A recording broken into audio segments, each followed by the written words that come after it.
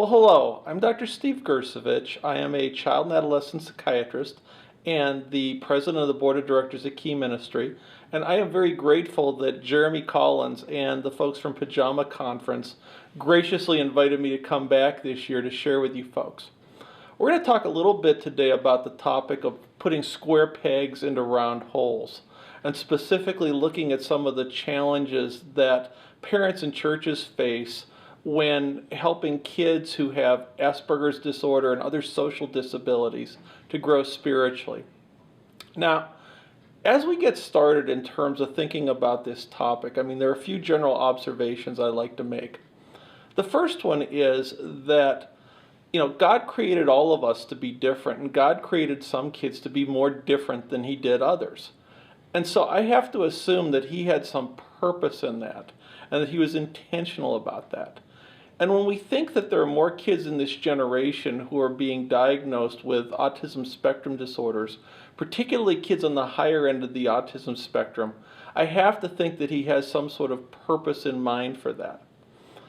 I think that one of the things that's also important for us to be aware of, that churches are very social institutions. For example, our family has attended church for the last 10 years at a place called Fellowship. We talk about discipleship. We talk about having a relationship with Jesus Christ. So churches are very social and relational places. And so that there's a unique set of challenges that occur when we're trying to disciple kids who have challenges in terms of intuitively picking up on some of the social nuances that the rest of us would take for granted. Third, I think it's important for us to consider that we organize our worship environments on what I would call the reverse 80-20 principle. In that, in church world, one of the things that we talk about is that typically 20% of the people involved in a church do 80% of the work. Well, we create our environments to fit the 80% of folks who would be, what would be called in the autism world neurotypical. In the world that I deal with as a child psychiatrist with kids with a number of different types of hidden disabilities, we know that roughly 20% of kids have some significant emotional, behavioral, or developmental issue that's going to cause them difficulty in functioning on a day-to-day basis. And I think that we have to be aware of the fact that there is this very large segment of the population, if you're looking at 20% of kids overall, and again, that this is more than 20% of families, because if you look at the number of folks who are ultimately impacted, it's significant, where they may have a child who has a hard time doing church in the kinds of environments that we've created that work for everybody else. So I want us to keep that thought in mind and just kind of ponder that as we discuss a little bit about kids who have some difficulty socially. Then the one other thing that I think that we have to consider, like when you think about the teaching of Jesus, and He talks about the notion of the lost sheep, that Jesus went after the one while protecting the other 99. And I don't think that it's good enough for us to just say, well, we're going to do what we do as church, and your child needs to fit, like it or not, and if it doesn't work, tough. We're called to make disciples of people of all nations, and all nations in our current culture and our current environment includes kids who have differences in terms of how they learn and how they interact with each other.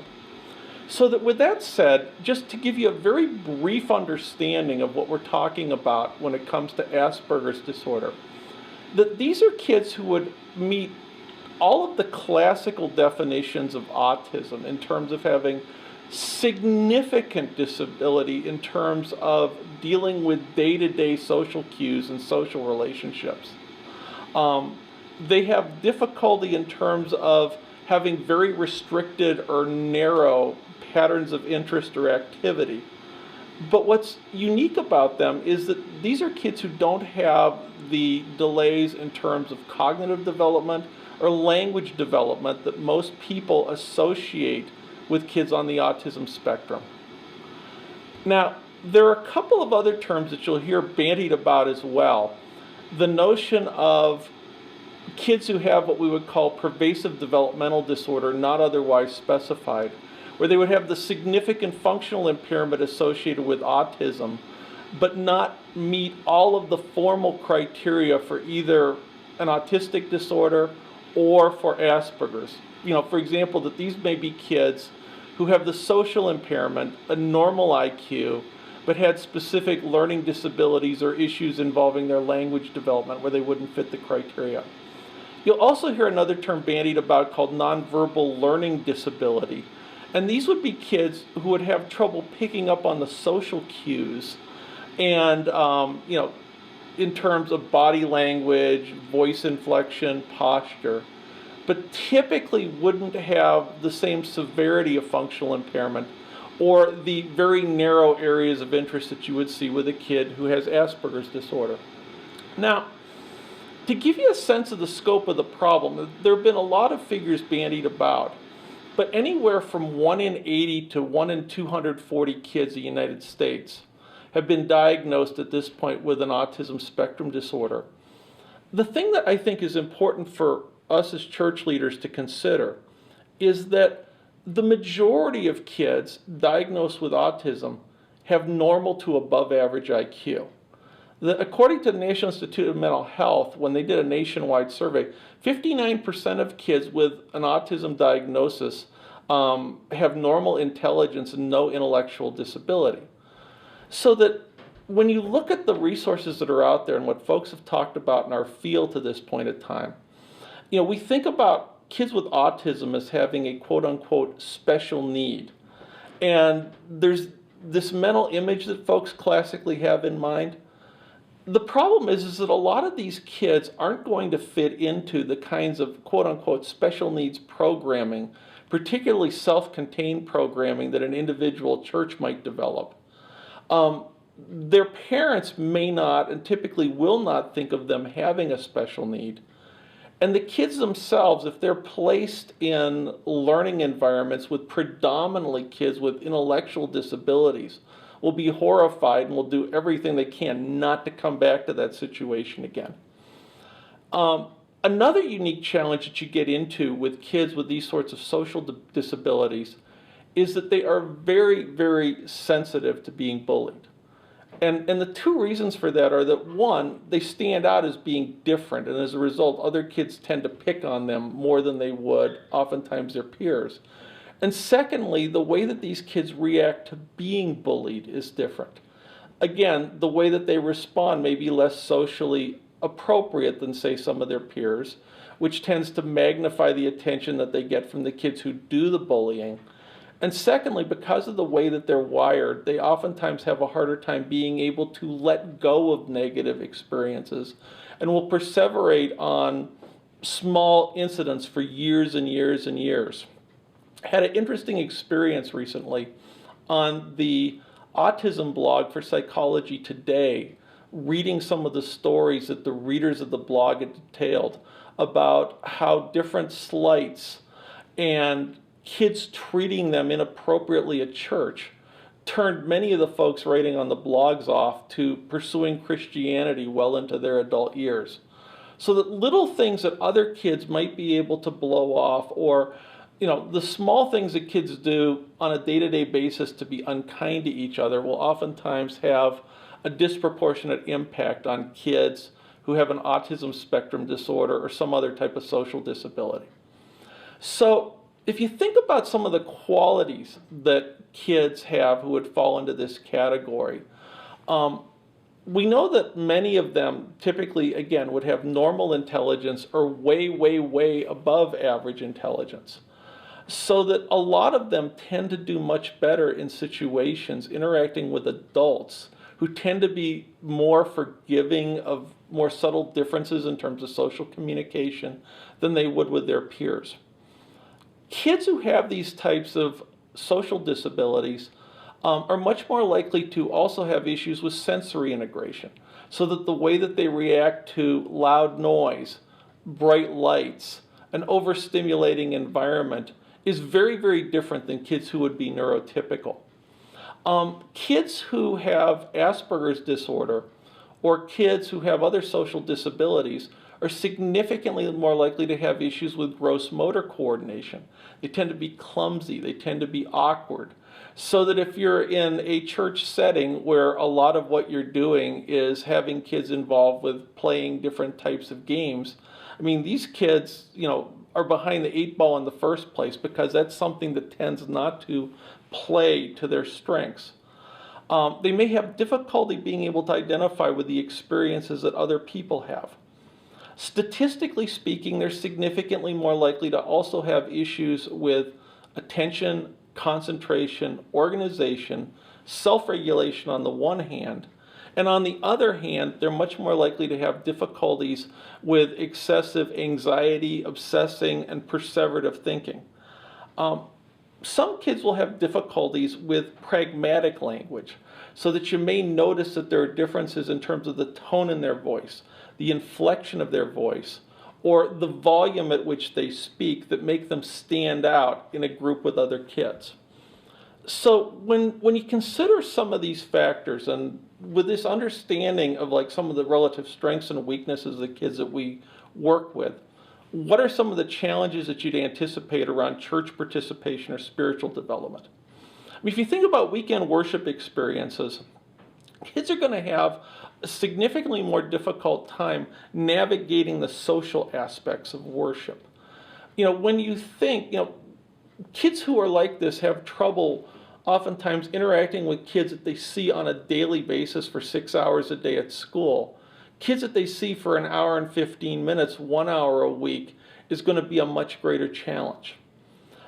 Again, with the stimulating worship environments that we try to create for our kids, oftentimes the bright lights, the loud music, the hand gestures during worship will become overwhelming to kids who have some of these relative weaknesses.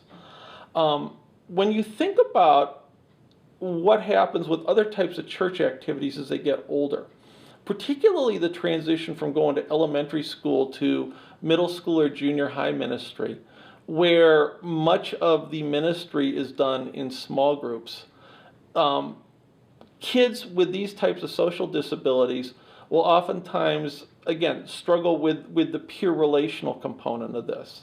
That if they're made fun of, if other kids in the group make inappropriate comments, they'll react differently and oftentimes get very, very turned off and be less likely to be able to work through and overcome some of those kinds of issues.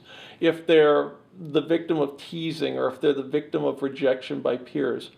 Some may also be prone to more of like what we would call all or nothing kind of thinking, where they start assuming that a couple of kids treat them this way in youth group, that this is how all Christians act, all Christians are hypocrites, therefore I don't want to have anything to do with Christ or Christianity.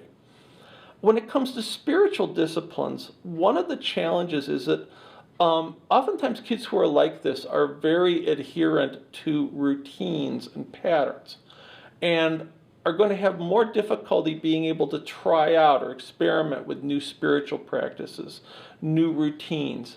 They're going to tend to be more avoidant of the spiritual disciplines that are practiced in a group, and rather withdraw to those things that one can do on a solitary basis.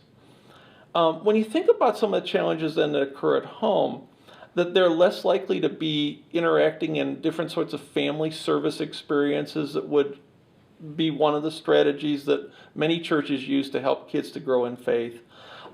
Church attendance may be a problem. Kids who have these types of social disabilities are more prone to have difficulty with transitions, have a harder time getting up in the morning. And because of some of the things that we're starting to learn about the genetics of these conditions, sometimes the apple doesn't fall far from the tree, and kids who are like this oftentimes have parents with similar disabilities who have a hard time doing church because of the way that they're wired and the environments maybe not being as friendly or supportive of them as we would like. So some of the barriers that we got to break down is that we have to get the parents to be able to bring the kids to church. We have to think about having some environments that will work for the way that these kids are wired in terms of their social relatedness and the way that they process sensory stimulation. One of the other challenges is that we have to consider that From a developmental standpoint, oftentimes these kids have very uneven patterns of development. Certain aspects of intellectual development may be very much accelerated, whereas their social development and their motor development may be significantly delayed. So trying to pencil them into or trying to put them into a program per se with other kids their age is the square peg oftentimes being asked to fit into the round hole. As we mentioned before, they're going to be very resistant to being placed in something labeled as a special needs ministry. And another challenge that I oftentimes encounter with kids coming through an office like mine, when I start talking to them about the possibility of doing church, is that they get to church and they end up seeing the same kids at church who are mean to them during the day and during the week when they're at school. And working through the whole issue of overcoming what they see as being the hypocrisy of other quote-unquote Christian kids is oftentimes a very big challenge. Now, one way that I think makes sense of approaching this is looking at using a family-based ministry model when we have kids who have Asperger's, PDD, or other types of social disabilities. And even though I've been doing what I do for 25 years and I took boards, I teach at a couple of different medical schools.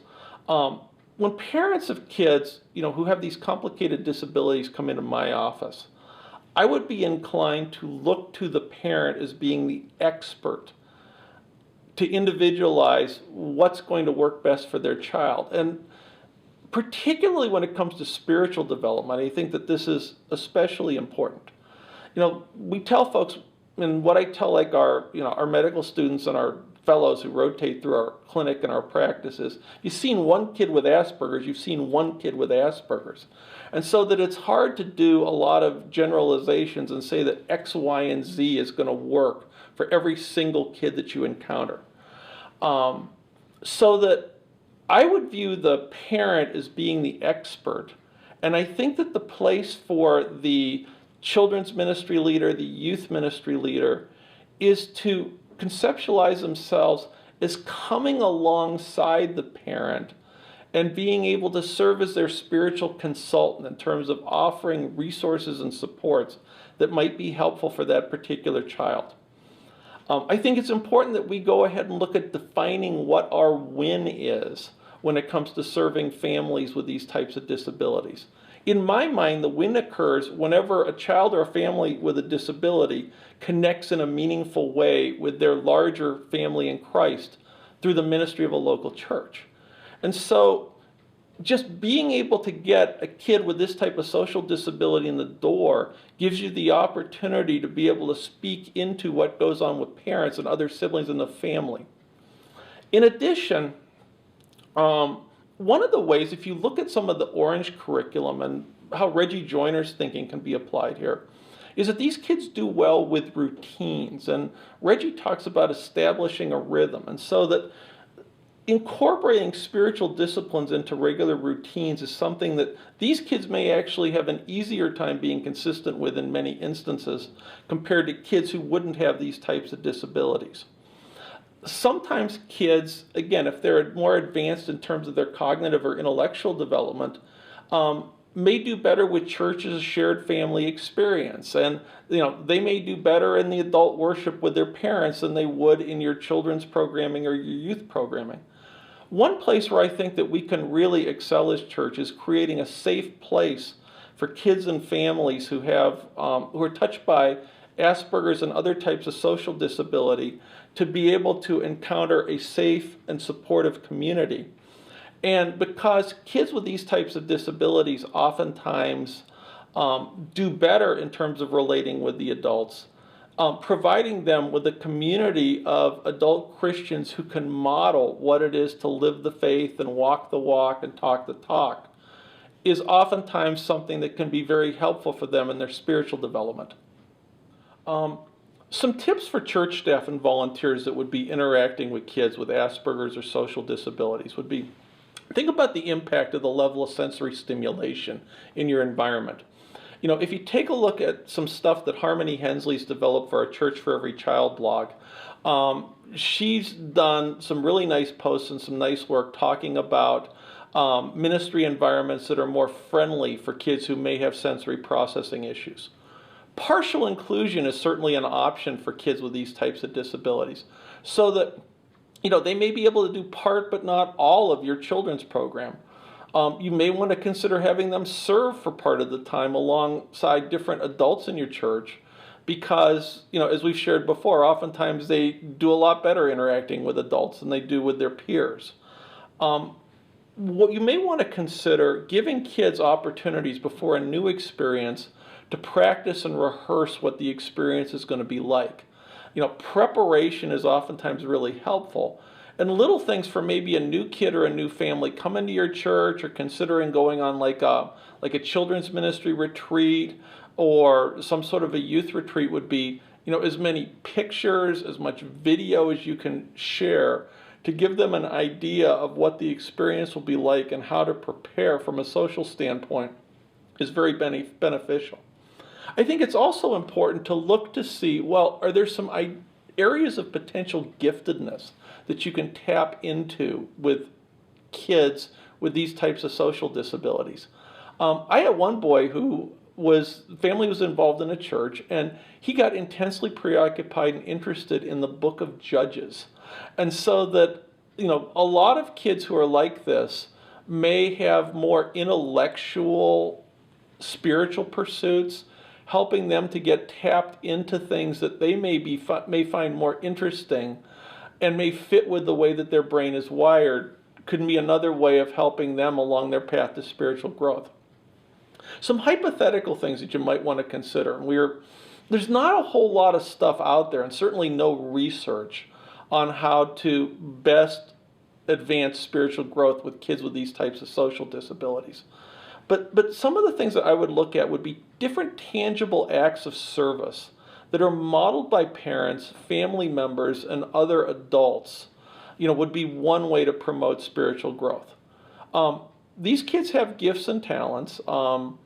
If you can identify those talents and allow them to use them and see other people using them, that can counterbalance some of the stuff that they get in their peer culture in terms of being treated rudely, with disrespect, and being the target of bullying and other inappropriate types of comments and behaviors.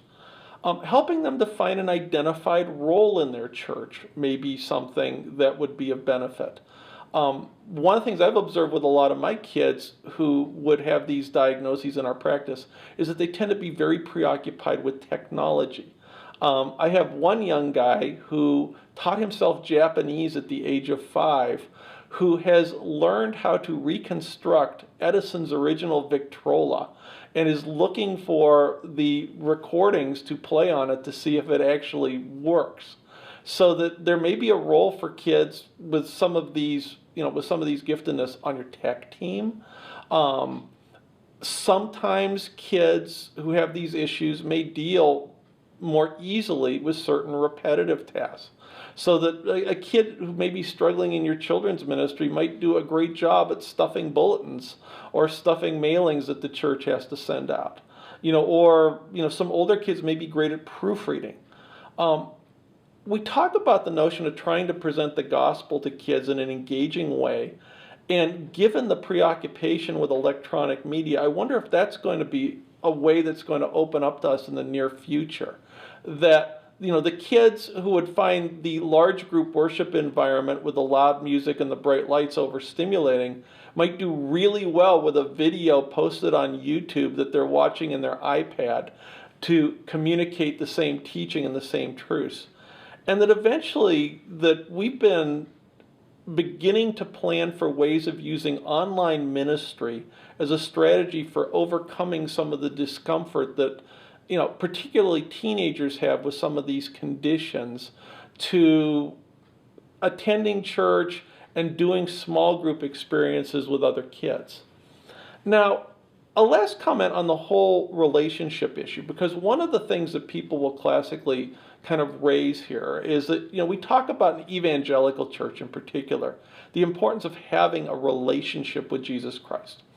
And, I've observed other folks who have expertise in working with kids who have autism but also intellectual disabilities, where figuring out how to communicate this becomes a significant challenge. Kids who have Asperger's and kids with some of these other social disabilities, it's not an all or nothing thing, so that they're going to have some capacity to be able to grasp the concept of relationship. And so, while some may be really concrete, and the classic example of this is in children's ministry, are the kids who get confused when the leader says, well, you should invite Jesus into your heart. And they're asking you, well, how does Jesus get into my heart? What happens to my heart once Jesus is there? And they're thinking about it, oftentimes when they're younger, in a very sort of concrete, physical sort of way. It's important to keep in mind that there are other spiritual pathways. We touched on the intellectual pathway. There's also an activist pathway, a servant pathway, a contemplative pathway. There's worship. There is the creative pathway in addition to the relational pathway to God. And one of the ways that I heard this put best by one of our former board members and my previous senior pastor, Hugh Auburn, is he talked about the notion of giving as much of yourself as you can to as much of God as you can know.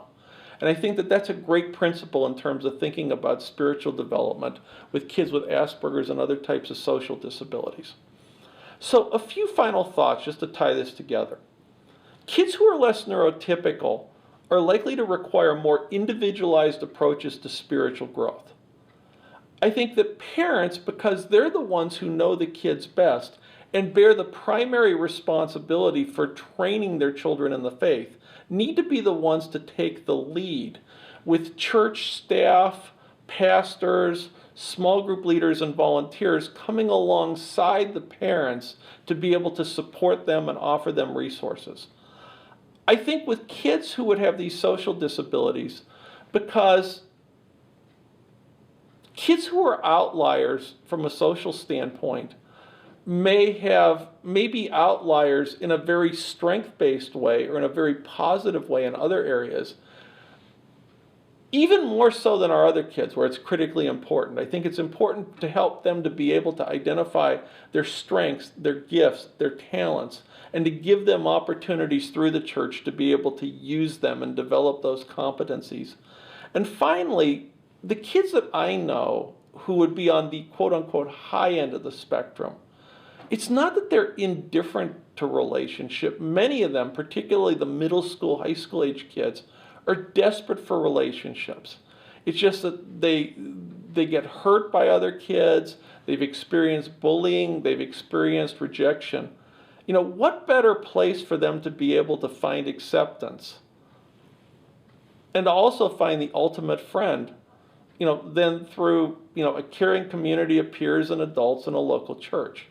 And so I think that God has created an opportunity for us to be an incredible blessing to folks who oftentimes are marginalized in our society. So with that said, I would encourage all of you to take the time to check out the other resources that we have available at Key Ministry. Our website is www.keyministry.org. And basically, what we're set up to do is that we work with churches everywhere to help them to be able to welcome kids who have disabilities and their families. And we have a specific strength or area of interest when it comes to hidden disabilities. I'd encourage you to check out the website that I have, Church for Every Child. It's drgrcevich.wordpress.com. Katie Weatherby and Harmony Hensley from our team have wonderful blogs with lots of resources. We put on an annual conference, Inclusion Fusion, a special needs ministry Websummit that's free to pastors and church leaders around the world. And we will be developing other resources as time goes on, so please stay in touch. Jeremy will have available to you through the conference website the videos from last year's Inclusion Fusion Conference, which was attended or participated in by over 1,300 senior pastors, children's pastors, youth pastors, folks in disability ministry, volunteers, and parents. And I would definitely encourage you to check that out, as well as the free training available on inclusionfusion.org to be able to, add to whatever needs or respond to whatever needs the leaders and the volunteers in your church has, looking to serve and minister to and extend the love of Christ to kids with Asperger's, social disabilities, but any other type of hidden disability as well. Thank you for having me, and God bless.